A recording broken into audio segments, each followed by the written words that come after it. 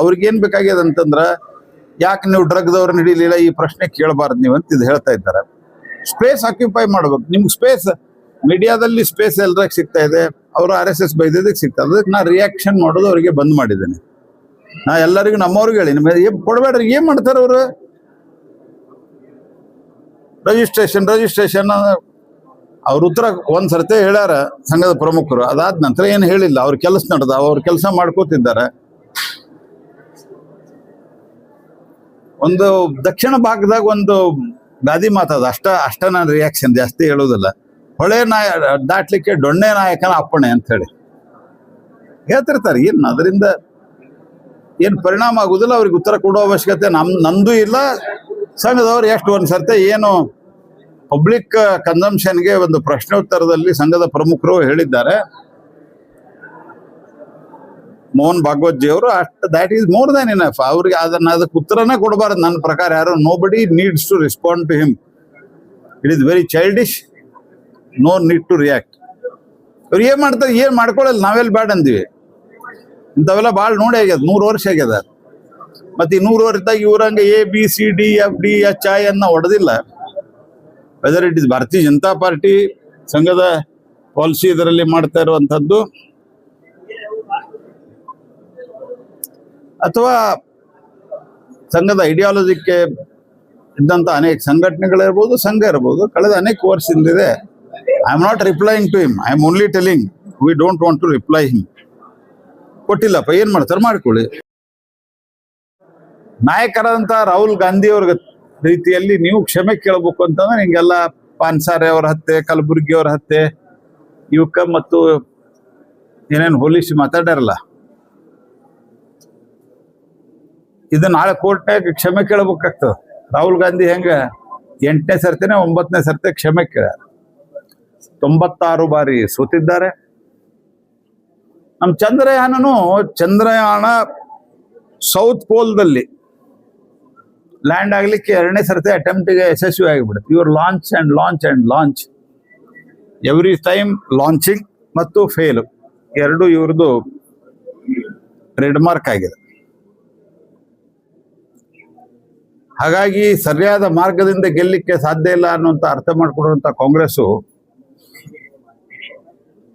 ಇವತ್ತು permanent residence certificate ಅನ್ನ ಕೊಡ್ತಾ ಇದೆ. ಸಮರ್ಥ ಸರ್ಕಾರ ಇದ್ದಕ್ಕೆ ಯಾವುದೇ ರೀತಿಯಾದಂಥ ಡಿಸಿಷನ್ಗಳು ಆಗ್ತಾ ಇಲ್ಲ.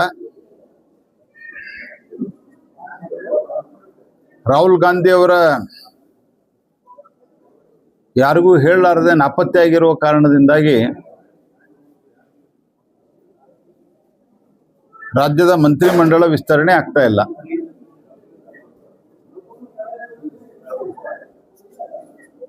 ಬಹಳಷ್ಟು ಕಡೆ ತೀವ್ರವಾದಂತಹ ಬರ, ಕುಡಿಯೋ ನೀರಿನ ಸಮಸ್ಯೆ ಇದೆ. ಜಿಲ್ಲೆಗೊಬ್ಬ ಮಂತ್ರಿ ಇಲ್ಲ.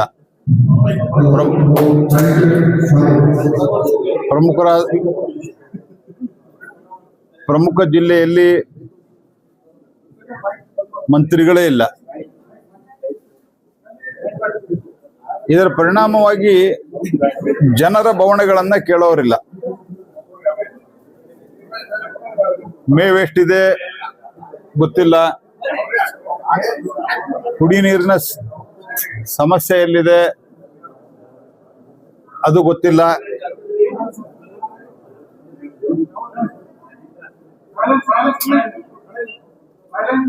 ಆದ್ರೆ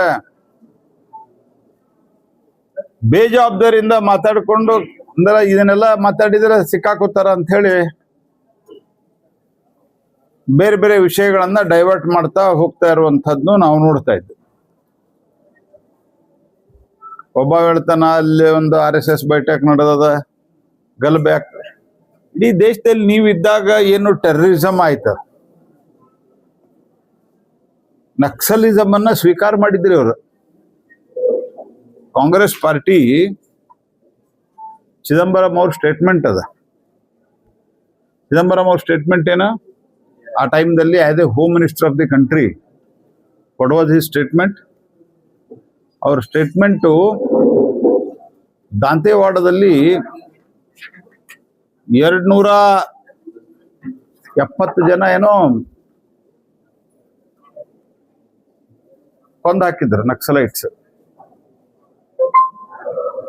ತೀವ್ರ ಗೊಂದಲದಿದ್ದಂತಹ ಚಿದಂಬರಂ ಅವರು ಸ್ಟೇಟ್ಮೆಂಟ್ ಕೊಟ್ಟಿದ್ರು. ನಾವ್ ದೇರ್ ಇನ್ ಪಾರ್ಲಿಮೆಂಟ್. ಅವಾಗ ನಾ ಪಾರ್ಲಿಮೆಂಟ್ ನಲ್ಲಿ ಅಪೋಸಿಷನ್ ಪಾರ್ಟಿ MP ಆಗಿದ್ದೆ.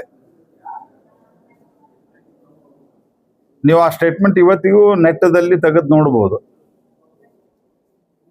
ಸುಷ್ಮಾ ಸ್ವರಾಜ್ ಅವರು ವಿರೋಧ ಮಾಡಿದ್ರು, ಅದು ವಿರೋಧ ನೆಟ್ಟದಲ್ಲಿ ಬರೋದಿಲ್ಲ, ಯಾಕಂದ್ರೆ ಮೈಕ್ ಆಫ್ ಮಾಡ್ತಾರೆ.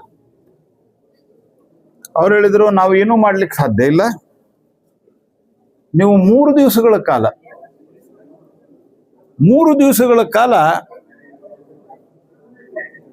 ನೀವು ಶಸ್ತ್ರಗಳನ್ನು ತೆಳಗಿಡ್ರಿ, ನಾವು ಮಾತುಕತೆ ಮಾಡೋಣ ಅಂತ. ಇವತ್ತು ಮೋದಿ ಸರ್ಕಾರದ ಅವಧಿಯಲ್ಲಿ ಈ ದೇಶ ನಕ್ಸಲ್ ಮುಕ್ತ ಆಗಿದೆ. It is Naxal free today. ಈ ನಕ್ಸಲದ ಬಗ್ಗೆ ದಕ್ಷಿಣ ಭಾರತದಲ್ಲಿ, ಅದರಗೂ ದಕ್ಷಿಣ ಭಾರತದ ಕರ್ನಾಟಕದ ಉತ್ತರ ಭಾಗದಲ್ಲಿ ಇದ್ದವ್ರಿಗೆ ಅರ್ಥ ಆಗಲ್ಲ. ಯಾಕಂದ್ರೆ ಪಶುಪತಿಯಿಂದ ತಿರುಪತಿವರೆಗೆ, ಪಶುಪತಿ ಎಲ್ಲದ ನೇಪಾಳದಾಗ, ತಿರುಪತಿ ಎಲ್ಲದ ಇಲ್ಲಿ ದಕ್ಷಿಣದಾಗ, ಅಲ್ಲಿಂದ ಇಲ್ಲಿ ರೆಡ್ ಕಾರಿಡಾರ್ ಅಂತ ಅನೌನ್ಸ್ಮೆಂಟ್ ಮಾಡಿದ್ರು. It was called as red corridor. ಆ ರೆಡ್ ಕಾರಿಡಾರ್ ಎಲ್ಲ ಸಂಪೂರ್ಣವಾಗಿದ್ದಂತಹದ್ದನ್ನ ಇವತ್ತು ನಾವು ಸಂಪೂರ್ಣವಾಗಿ ನಕ್ಸಲ್ ಮುಕ್ತ ಮಾಡಿದ್ದೆವು.